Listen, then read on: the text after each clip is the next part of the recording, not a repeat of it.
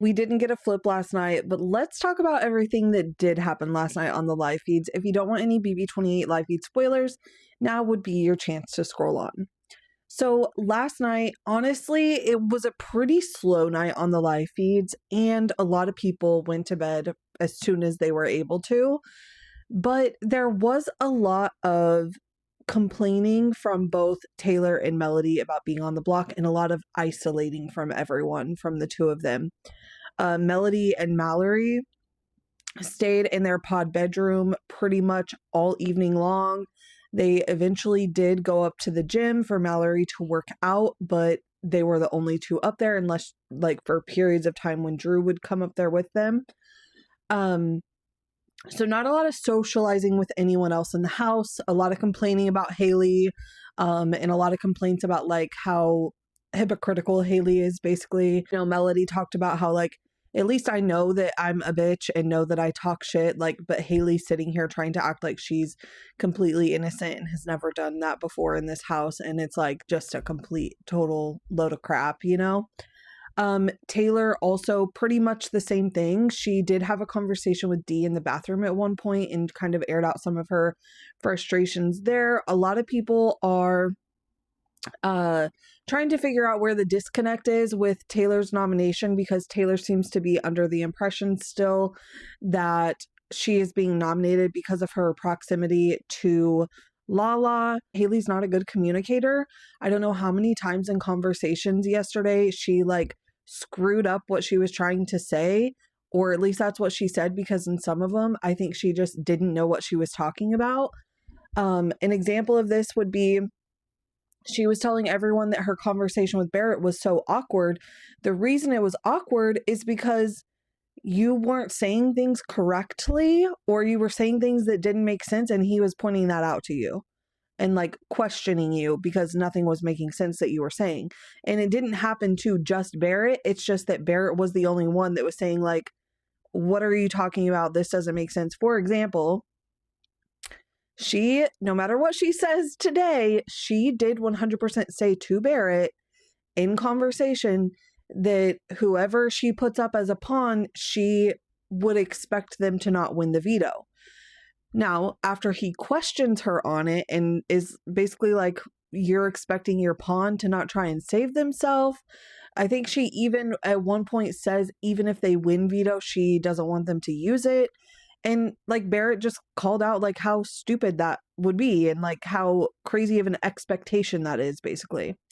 And then she like backtracks it and turned it around to make it seem like Barrett was the one that was like digging too deep, or I don't even know. She's an idiot. But that's just an example of like how she would say something and talk in circles, and it just wouldn't make sense when she was talking to certain people yesterday, Taylor being one of them. So Taylor is very confused as to why she is nominated. But of course, in Haley's retelling of her and Taylor's conversation, she speaks very clearly because she's not shaking in her boots. And she also adds and embellishes a lot in her retells. And so the message comes across way clearer than when she's actually giving it to Taylor. We also saw Drew going around to all of his different allies and asking them if they would be willing to use the power of veto on him if he gets house guest choice and chooses them. Pretty much all of them have told him outright no, because Haley doesn't want the veto used. She doesn't want to nominate a fourth person. So they will not go against their ally and HOH wishes in order to save Drew.